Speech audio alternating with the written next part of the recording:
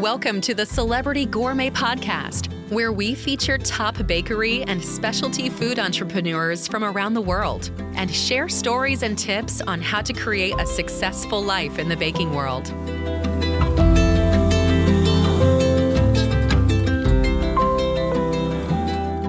Hi, my name is Odette Danello, the host of the Celebrity Gourmet Podcast, where I interview specialty bakery owners, especially women, to hear how they live fun lives, creating their dreams, and running their successful businesses. I want to encourage you to go back and check out the past episodes with Katie Pope, founder and CEO of Blue Star Donuts in Portland, and learn how Katie used her neuropsychology background to create a remarkable donut experience for her customers. You can also hear the story of Olga Sagan of Seattle's Pierogi and how she pivoted brilliantly out of the COVID pandemic. Today, I'm excited to chat with Chef Laura Briscoe, the founder and CEO of Laura's Gourmet in Tempe, Arizona. While growing her private fine dining business, teaching cooking classes and cooking on camera, she experimented with a granola recipe that soon became a highly sought-after healthy alternative to others in the market. Laura's Gourmet Granola is available in many specialty retailers such as AJ's, Whole Foods regionally, Gelson's in California, Central Markets in Texas, among many other independent retailers across the country.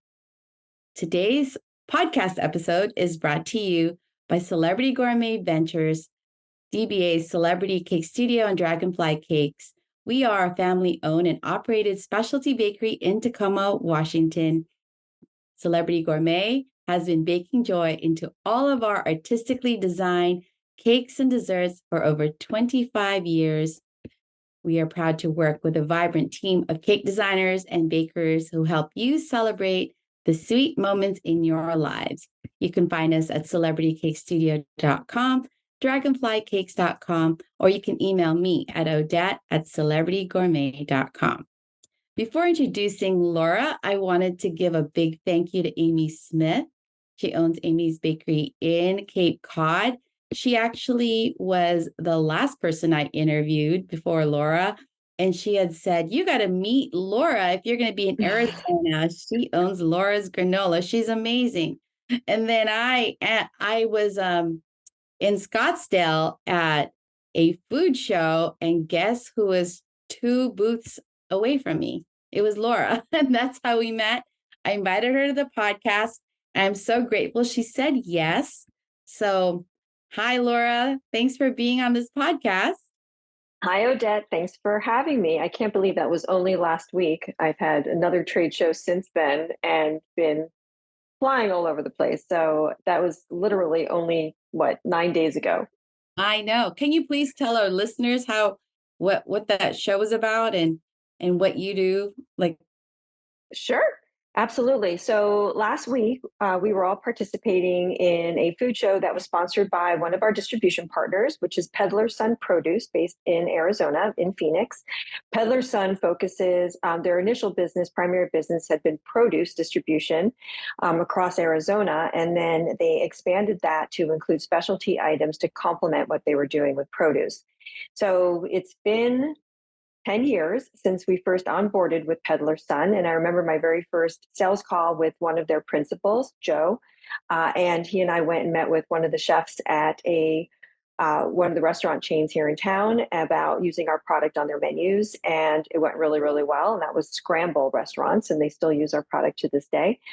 We still partnered with Peddlers to do that distribution with them, among a lot more. We've grown significantly.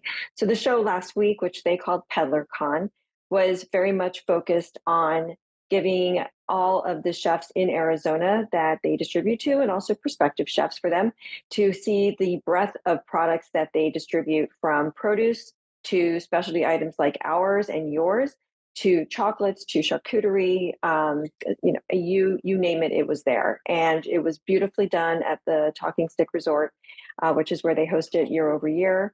And then they also do chef competitions throughout the day, which was really cool. to see how chefs utilize a lot of the ingredients that were shown on the expo floor, including ours, where we were featured in one of the desserts. And the chef who used us, Chef Ken Aronson, won using Laura's Oh, Gourmet Granola, which was very exciting. So it was a what good did show he overall. do? Yeah, he. No. I have pictures of it. You'll have to see the video for him to describe it. Let's just say that this guy is brilliant, and one of the things I loved is that he smoked the dessert with cinnamon bark. So it had that aroma no matter what. And then he had used our product as part of a tuile, if you will, that was resting on the on top of the dessert. So, and he won. So That was amazing. I missed that one. I had to go to the airport for my next food show in San Francisco. right. So I Yeah. missed the dessert section. Yeah, it never seems to stop, especially this time of year. I think things start rolling in August, and we're just in trade show after trade show after trade show after trade show. And I don't know how our buyers make it, because we definitely get trade show fatigue after a while. But but they're always on the hunt for the next great thing. So we have to be there so they can see it. Well, speaking of that hunt, like how I wanted to know about how you started, and how you went from, an idea of a product or a recipe, and then you've taken it nationally. Yeah, so I refer to all that as a happy accident. The story really started in 2001 when I transitioned out of technology and working in tech for almost 15 years and doing sales into the culinary world, because of the dot-com fiasco and what happened in 2001. Found myself without a job, and had an epiphany and went to culinary school. And the intention going to culinary school was actually to own a restaurant and be the FO8, the front of house side of it, the manager of that, the owner of it, and partner with someone I'd meet in school to be the chef. Right. And within a week, I knew two things. One, since I've always loved cooking, but didn't know what my capabilities truly could be, I never considered myself to become a chef, but I did. So I realized I didn't want to be in a restaurant, didn't want that 24/7 type of demand. And I wanted to be in charge of all of it, the business management and the chef side of it. So that was literally within a week.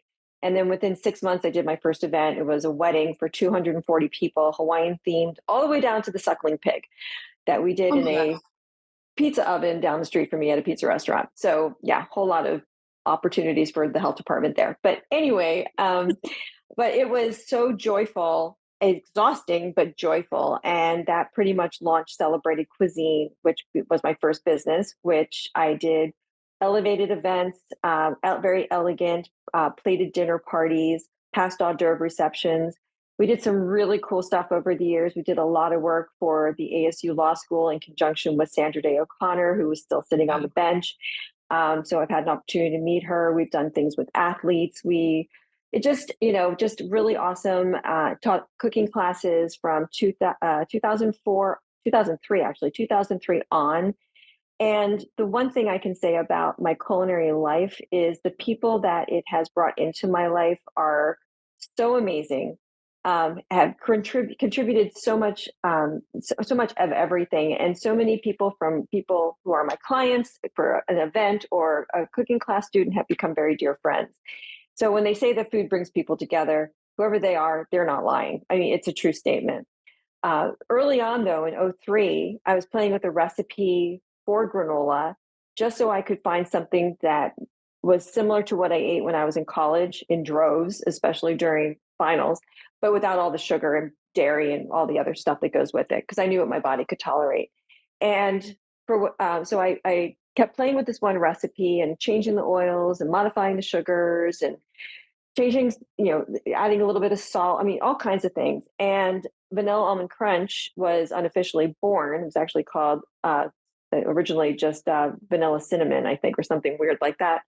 And just as you know, as a baker, when you make something, you have more than you want, and so you give it away. When you're Yeah, baking cookies at home, you give them right. away. Whatever. I was giving granola away like it was rain. I mean, just my daughter's soccer games instead of grapes, or to friends. And then people started asking for it or offering to give me services for it. Like my personal trainer's like, I'll train you, just give me a bag of that granola. You don't have to pay me. I'm thinking, well, that's a good deal. And so my best friend Kathlena said, you really should think about selling this. And so I did. I was not so busy being Chef Laura at that point. I mean, this was early on. And so I decided if I'm going to sell this product, I want to sell it in specialty as a chef. I thought that's where I belonged. And so I targeted AJ's Fine Foods, which is Arizona's premier retailer of specialty goods. And I did everything you were supposed to do to get on the shelf back in those days. And went to all the stores and got buy-in. Like I went to every store and I talked to the grocery manager there and I gave them samples and asked if they would support having my product on their shelf if I got corporate to take a look at it, things like that. And all of them said yes, but I couldn't get anything out of corporate. Not a peep. They wouldn't respond to any of my not emails, but my boxes that I was sending in, nothing. And then by happenstance, I met the owner of the entire chain at a grocery store that they were going to convert into an AJ's. And so I talked to him. I didn't think twice about it. I was actually in my chef gear because I was on my way to teach a cooking class. And so I saw him standing there by himself and I guess you could say I accosted him, but I just went up, introduced myself, told him who I was and what I was doing. And the words that he said, I will never forget. He said, he goes, "We support local." And you think about it, that was 2004 now. And we weren't talking local like that. That wasn't part of the daily vernacular. And he meant it. And so 10 days later, I got a phone call from my category buyer letting me know that they were going to give us a shot. And then we went on their shelf in July 15th of 2004, and we just celebrated our 19th year. We went on with one flavor, vanilla almond crunch, which is still our flagship to this day. And I started learning. That's when I started learning because I knew nothing about selling into retail. I also didn't give it any attention. I did nothing to grow my business. It was a nice to have. Oh, look, I have a product on the shelf. I'm Chef Laura. I run Celebrated Cuisine. I do dinner parties. I was ego in that regard. So Laura's Gourmet Granola had a very organic growth path for the first really 5 years. We created a second flavor at their request. They said, "Laura, we need more than one on the shelf. We need something else." So I created pumpkin pecan crunch. It was fall, I'm like that makes sense. And so we had our seasonal flavor. And then while I was doing my chef work, new flavor ideas started coming to mind. And so I made one with peanut which is our honey roasted peanut crunch. And then I tasted an apple that I found in a trail mix. I'm like, ooh, this would make a good granola. And I sourced where those apples came from and created Appalicious, which my younger daughter Madeline helped me name. Mommy, she said, because she was about 9, it has apples and it's delicious. So we should call it Appalicious. And that's how that was born. And to this day, it's her favorite. But it was just one of those very organic, and here's a new SKU, and AJ's always put it on their shelf. What was funny for me, we think about our packaging. And when I bought the first bag that we used, it was a craft tin tie bag with a window, and I bought it from online. And I had to buy 100 to start. And I was panicked. I'm like, 100 bags, And I told the woman, I go, "Can't I just get a sample?" She's like, no, but you can always return them if you need to. Right. And I just think about that story because she's like, "Oh, honey," one of those like, "It'll be okay." And now we package in an hour, 200 to 300 bags of granola, right? In 1 hour of an 8-hour day. So it's just funny. But when I look back at that package, I'm like, my baby was so ugly. I can't believe people bought it. I mean, I was printing labels at home on these clear Avery labels, and there was no branding. There was no UPC. I mean, there was nothing. And none of that was born until we were asked by Whole Foods to load into their regional system to be part of their local program. And all of a sudden, I had to learn really fast how to create a UPC. How did they find you? How did Whole Foods find you? So more serendipity. So I was set to teach a cooking class for my alma mater for college, which is University of Pennsylvania. And so that email went out to a whole bunch of, the Alumni Association in Arizona. And one of the alumni of Penn happened to be the grocery lead for one of the Whole Foods stores. here in Arizona who happened to also be located 1 mile from where we were making granola. Okay, so funny, right? So he calls because he read my profile and he saw not only that I was a Penn alum, but I also went to the same culinary school as him. So his name is Michael Hardy, and he's the store director for one of the newer stores here in Arizona in the Phoenix area. Anyway, so he called me, I think partly out of curiosity, and partly because he wanted to support the local program. So I went in and I introduced him to our product, and right away, because he's a chef, he gets it, right? He goes, "Oh yeah, this doesn't taste like what we already carry." He's like, "We definitely need to bring you in," and that's how we started with Whole Foods. Just kind of crazy town when you think about it, and then I started learning about how to do all the things by the rules and what boot list ingredients were, and how to make a UPC code, and how to write your nutritionals up so that you are authentic and transparent on your label, and that's where that started. So it was just very organic, and probably the game changer, definitely the game changer, was getting a phone call from the executive chef for Fox Restaurant Concepts that asked if we could do food service for a new restaurant concept that they were opening. And I go, "What is food service?" And he goes, "A bulk bag. Can you do that for us?" I'm like, "Sure, I can do that." Like, why would I say no? And literally for like 4 months, I was Red Riding Hood, going from my uh, commercial kitchen where I did everything, including all my celebrated cuisine stuff, up to their restaurant with a Lexan, container filled. And I would dump 10 pounds of granola into their Lexan. They would hand me a check and I would leave. Like, that's how we started with food service. And then I realized one day, I'm like, this needs to go in a bag in a box, I think, And so there were so many funny things I think about. Like, our first retail pack size was a case of 21 units, because that's what fit my bags, right? With no thought to backstock, room on the shelf, anything like that. And especially now, when you have to do free fills and BOGOs and all that, like, yeah, I don't want to give away 21 of anything. So I learned how to start doing food service, and that has grown to be a extremely big part of our business now, which is exciting. I love that part because it's chefs to chefs, right? I have such an appreciation for anybody, all of our consumers who share their stories of discovering us and how much they enjoy our product, and then the different chefs that use it and the creative ways that they do on their menus. So, it's been quite a little journey. It's fun Like with and scary. cinnamon bark.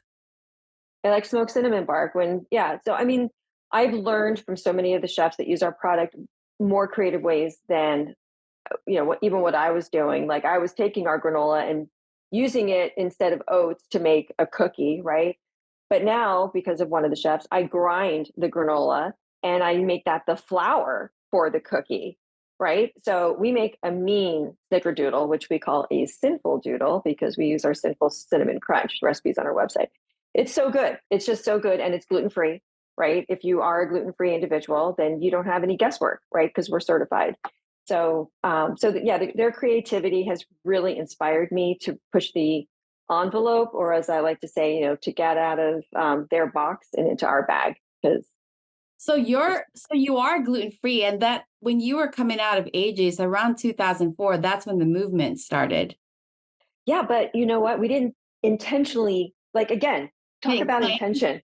We weren't even thinking about it. I just it didn't matter, right? At that right then, the big deal was peanut allergy. So when I released honey roasted peanut, at the same time I could hear this collective, what? I'm like, there are a lot of people in this world who love peanuts. Okay, so we're not going to forget about them.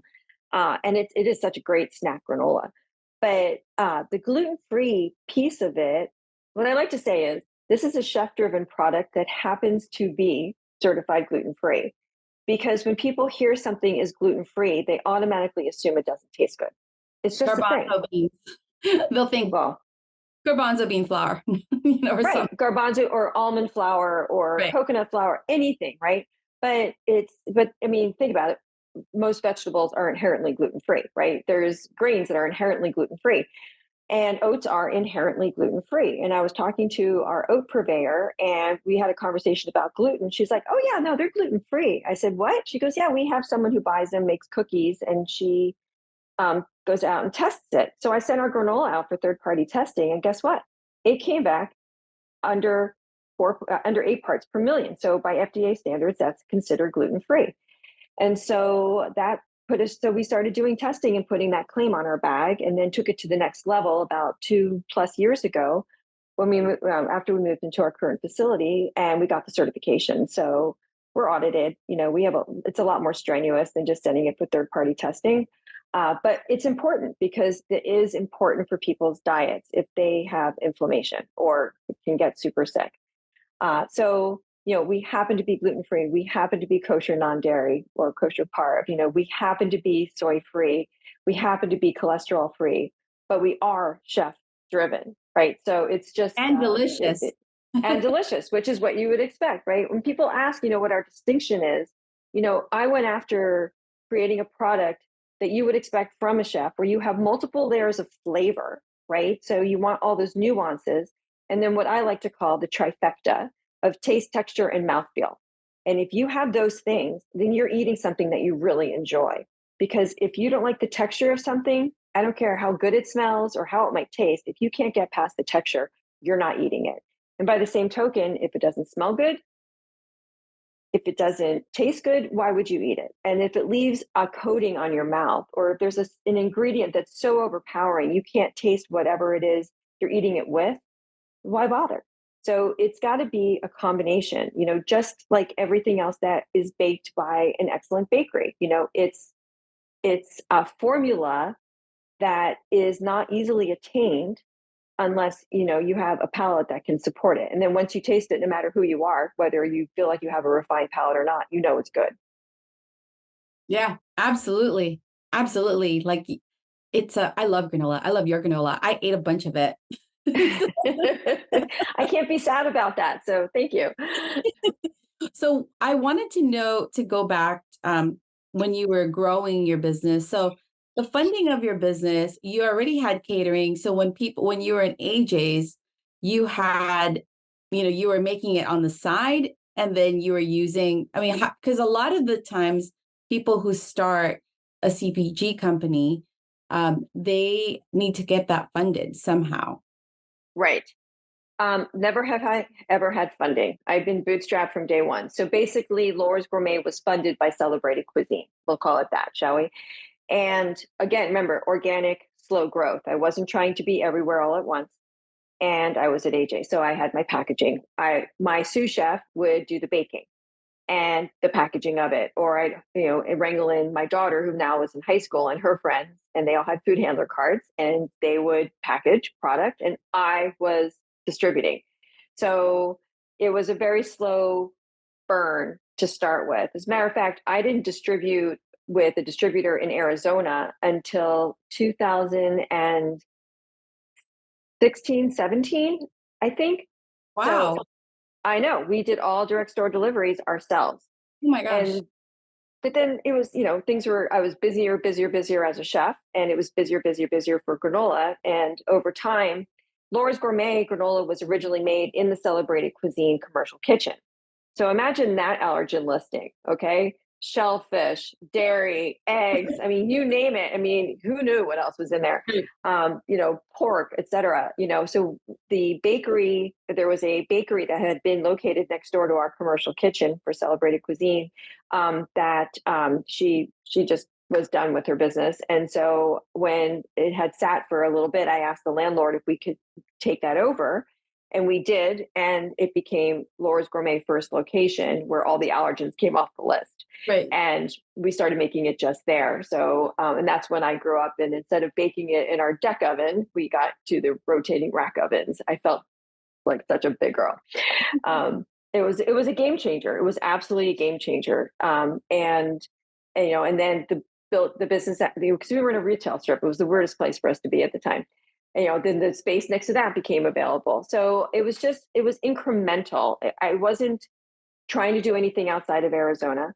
I wasn't online per se, so it didn't require outside funding the way, things change. And, now we're like considering what our options are, but we're still bootstrapped, or me, whatever.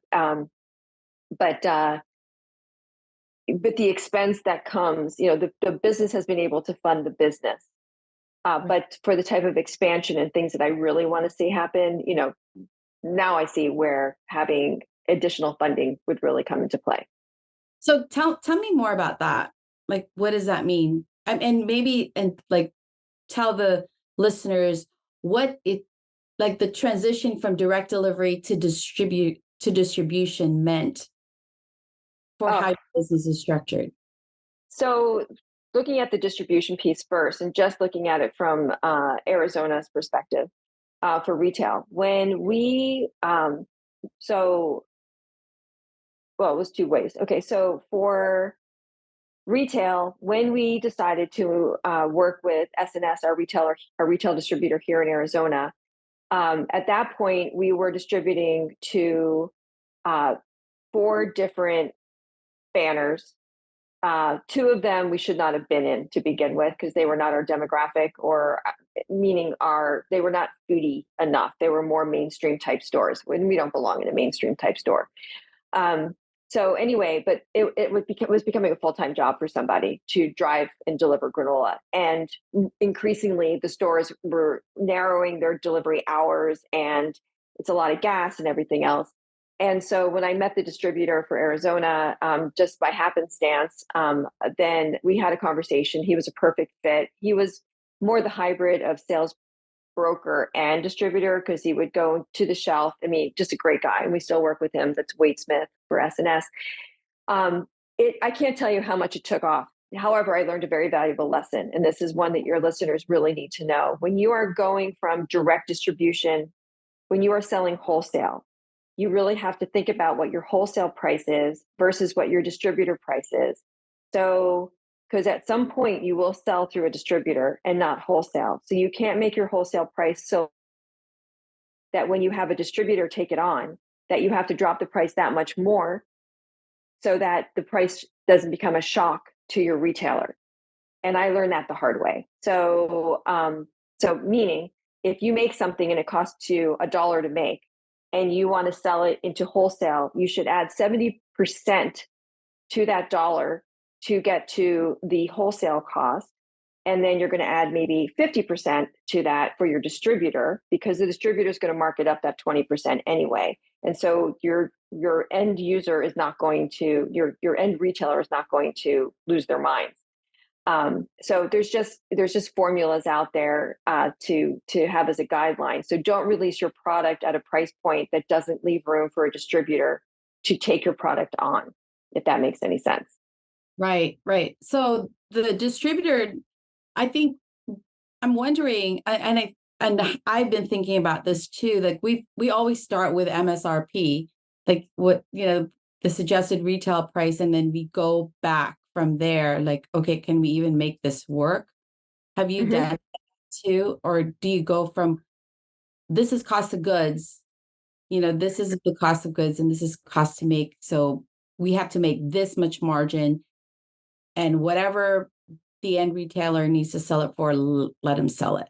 Like, So yes, great question. That's a great thing. I always went at it from, this is how much it costs to make it. This is how much money I want to make off of that. How much I need to keep in my pocket, right, to keep the lights on. And then, so this is the price to either the retailer or the whole, the distribution partner, whatever. And while I have guidelines for an SRP, I don't mandate what the SRP is. And you can't really, because it depends, every store has its own formula for what their margins are. And what's interesting is that there's, Central Markets in Texas has made a choice to sell our product for $9.99 for a pound of granola. Whereas there's, stores in California where it's closer, the freight is less and everything else, but they're selling it for $11.99, right? mm, So, and it's, so part of it becomes what that market will bear, right?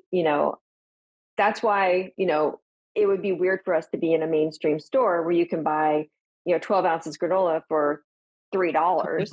right. Yeah, and if I'm sitting there at 9 and you're looking at 9 versus 3, that consumer is probably not thinking about the price per ounce, how many ounces are in the bag, what the ingredient quality is, what they're getting, what the flavor that's not what they're looking for. They're shopping on price. So we have to be very careful about that. But part of it too is I know that my price should not exceed, right? And so you have to bear that in mind. And I'm working on a culinary tool right now to flesh out more of the Laura's Gourmet portfolio. And I am very present about it cannot cost more than this for the consumer to buy it or they won't buy it. So it really is helping me look at my sourcing to keep driving down my costs so I can make sure we hit our margin and make it a price point that is attractive as well. In terms of cost to analysis, do you do like some sort of um, auditing on how your production line is? I mean, do you do like Oh, 100%. like that? Absolutely.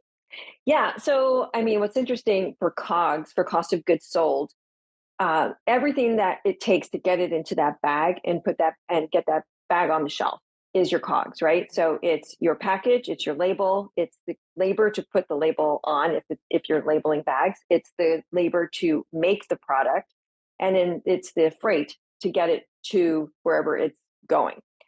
Um, so time trials, if you will, every month just to see what's changed, if anything has changed, how long it takes to do retail packaging or retail production or production for food service and the food service packaging, how long it takes to label things, because I have to be sure that I'm only off by a few pennies at the most, Mm. because every penny literally counts, right? So so and then you also have to think about in your COGS, are you giving discounts for payment terms? Are you taking 1 or 2% off for that? Are you also doing off invoice that month because of a manufacturer, chargeback for an off invoice for a promotion? All of those things can fit in, or spoils, things you have to think about what you want to have fit into your COGS and what doesn't. Spoils does not, because that's after the product is being merchandised, but everything to get it to that point. But I didn't know any of this going in. I knew none of this going in. I was very fortunate to have had a mentor starting in 2010, who was a resource available through the Small Business Association. It's a program called SCORE. And so anyone listening to this, find out who your local SBA office is and find out who your SCORE consultants are. They're all free. You don't pay for their time or their expertise. And so this individual, Larry Goldsmith, had been at Nestle for over 30 years in their specialty food division, doing product launches, all this stuff. And he was also a cooking class student of mine at the school I was teaching. And one day I was sampling out granola before class started, and he started asking me about it. And then he's like, well, this is what I've been doing. I'll help you. And so he is the one who was integral into me getting an understanding of what I was really doing. And he was the one who yelled at me at every meeting to tell me to focus. I had to pick a team. I couldn't be Chef Laura of Celebrated Cuisine and Chef Laura of Laura's Gourmet. That I had to, do one thing. Don't focus on building more flavors until you have these fleshed out and they're rolling. As a matter of fact, he didn't want me to release our coconut flavored granola, our local coconut crunch, which has become our second biggest food service. So he's apologized for that one. But anyway, I can't tell you how much I hate to say it, metaphorically saved my bacon. I mean, he just was amazing. I lost him a year ago. He passed, but I think about him every single day. Everything that I do, he's in my head, and grateful. So, I mean, if you can find yourself a mentor, and the same thing relates to investment. Like, I am looking for investment now, but I'm not just looking for money. I want a strategic partner, someone who has been there, done that, who doesn't have to be part of my business every single day, but has an understanding of feeling connections, all those things with my industry to help keep me moving in the right direction. So that's kind of active right now. So yeah, What? mentors are key. Absolutely.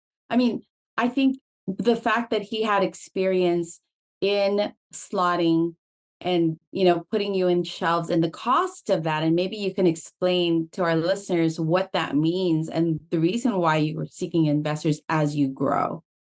So slotting is Slotting is when you have to pay the retail banner for the privilege of being on their shelf. Okay. And so it can run anywhere from a few $100s to a few $1,000s, either per brand, per item, or SKU. It just depends on who that retailer is. And it can add up. And the thing about slotting is that it's not refundable. Okay. So if you get on the shelf, you get basically a year to prove yourself. And if after a year you're not showing the movement that a distributor and a retailer need to keep you on the shelf, then you're gone.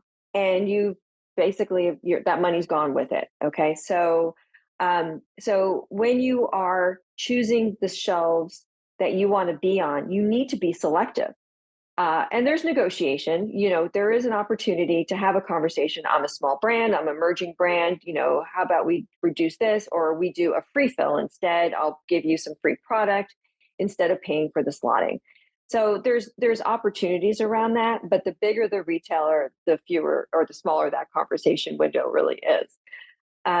So that's where some change would be handy.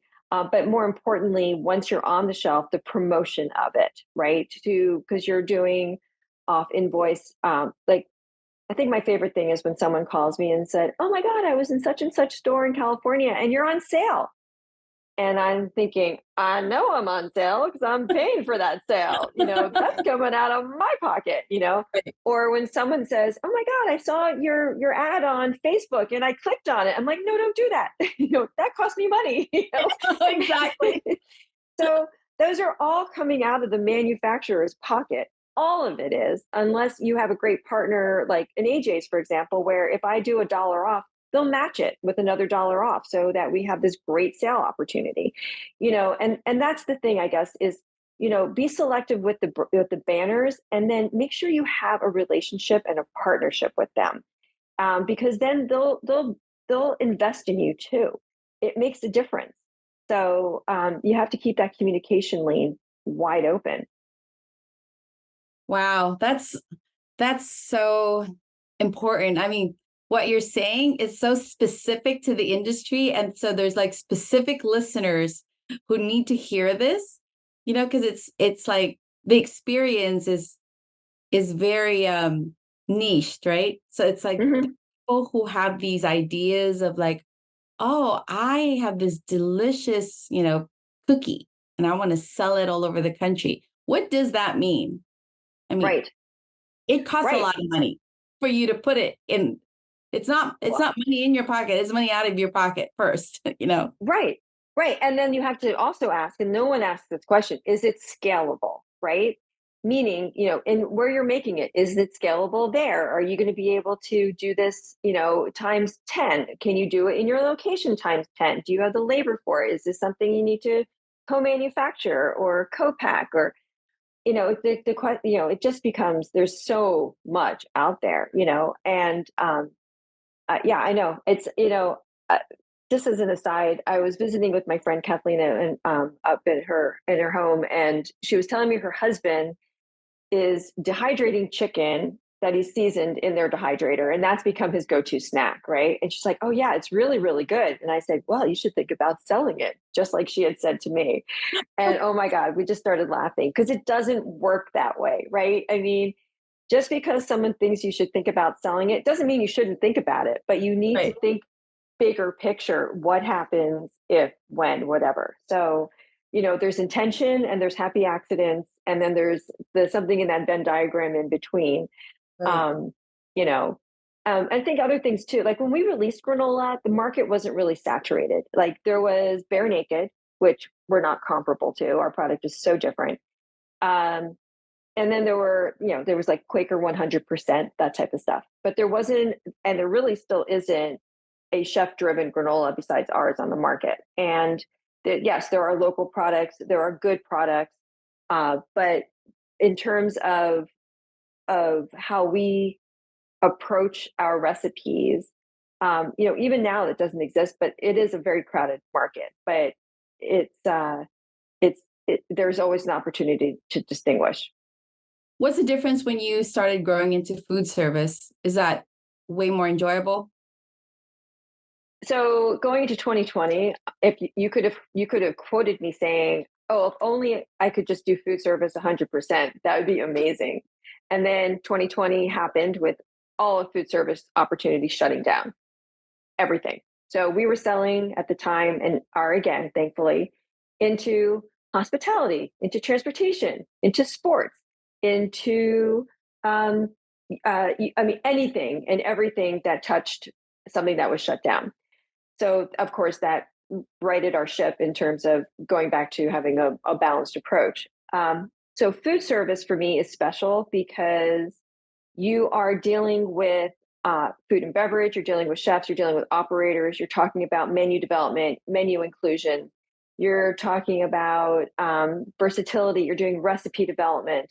It's very true to my chef core, and so I love that, you know. And what's interesting is, you know, we're in some programs with distributors around the country where we're purchased by places I would never have thought twice about selling into food service. Like you think low hanging fruit, restaurants and hotels, but we are in so many assisted livings and independent living. We're in a lot of rehab and recovery programs. We're in, you know, glamping. You know, it's crazy to see, you know, and then corporate dining, you know, or just the call center locations, you know, things like that. Catering companies, Retreats, like huh? retreats, I do it, retreats, like, Yeah. they would have because it's healthy. Right. Well, and so that's the thing. And then it's gone to the next level where we do custom blends now. So if you're launching a CPG that you need a granola in, but it's not the core competency that you bring to the Like a table, then you can come yogurt to business, like yogurt right. business, You right? can come to us and we'll make the granola that you include in your product. And we've been doing that. And we're also doing, so we'll also do work like locally more, and it depends on what volumes are. But if there's like a hotel chain that has a specific spec, but they don't have the bandwidth to do their own production, we'll make it for them and we'll make it better too. So things like that. I Yeah. love that. I mean, I think I totally agree with food service just because I'm in the events business. Hmm. It's so much fun to be in those shows and you meet all the chefs and it's like a big party versus it's a very different vibe when you're in the distributor shows for groceries, right? These are big buyers and the conversations are more serious. So I totally like resonate with that. Um, as we wrap up, I've learned so Hmm. much from you. Thank you so much. I do have one more question. So if you were to have the opportunity to talk to your younger self or yourself as like a little girl or this stuff when you first started this business, what would you say to her? Oh my goodness. Oh gosh. What would about this business specifically? It could be anything. Like, Okay. Um, I would probably two things. One, it's okay not to know what you don't know, as long as you surround yourself by people who can help educate you. Okay, that you trust, and not to feel intimidated because everybody's intimidated. And I spent so much of my life being like intimidated walking into a room of strangers or whatever. And then finally, I learned from the same abolitionist daughter that everybody else is the one that is just as uncomfortable, and we can take the role of being the comfortable person and making everybody else comfortable. And so and that's just changed so much for me in terms of how I interact with people. And I think it's been a differentiator for our brand as a result. So yeah, I mean, it's about the people you surround yourself with and how you occur for people, and to really step into who you want to be and don't get stuck or stopped by who you think you currently are. So we'll that's go with that. beautiful. I love that. Love that. Well, thank you so much for being on my podcast. And I look forward to seeing you again. And hopefully we'll see each other in Arizona because I have a new place there. I know. I'm super excited to come visit it and be part of it and see your launch and support your Yes. success. I would love to use Laura's granola at Himaya Garden. I think you should. I can come up with a whole bunch of opportunities and reasons why. That would be amazing. I would love that. Thank you so Great. much. Thank you. Have a great afternoon. Thanks for listening to the Celebrity Gourmet Podcast. We'll see you again next time, and be sure to click subscribe to get future episodes.